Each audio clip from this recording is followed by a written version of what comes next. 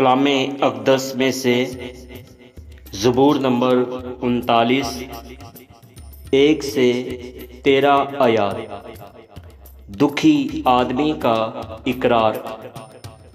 میں نے کہا میں اپنی راہ کی نگرانی کروں گا تاکہ میری زبان سے خطا نہ ہو۔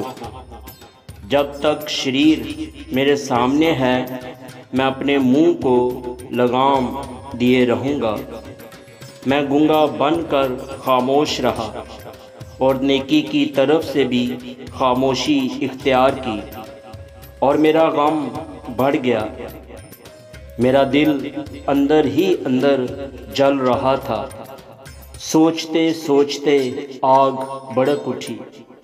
تب میں اپنی زبان سے کہنے لگا، اے خداوند ایسا کر کہ میں اپنے انجام سے واقف ہو جاؤں، اور اس سے بھی کہ میری عمر کی میعاد کیا ہے، میں جان لوں کہ کیسا فانی ہوں۔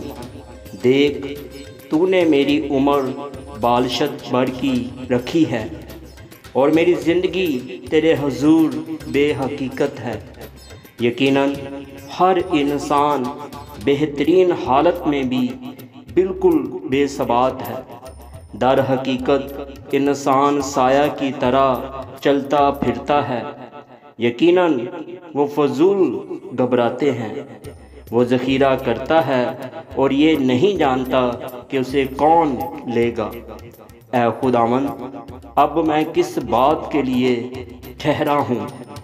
میری امید تجھ ہی سے ہے۔ مجھ کو میری سب خطاؤں سے رہائی دے۔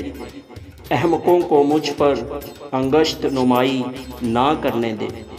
میں گنگا بنا، میں نے منہ نہ کھولا، کیونکہ تو ہی نے یہ کیا ہے۔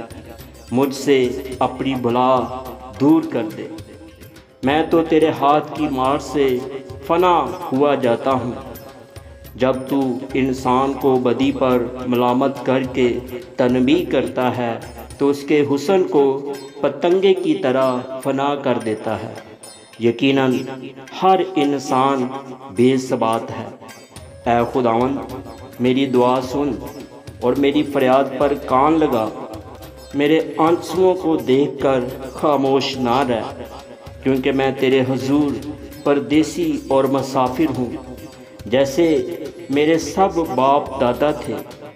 آہ مجھ سے نظر ہٹا لے تاکہ تازہ دم ہو جاؤں، اس سے پہلے کہ رحلت کروں اور نابود ہو جاؤں۔ آمین آمین آمین آمین۔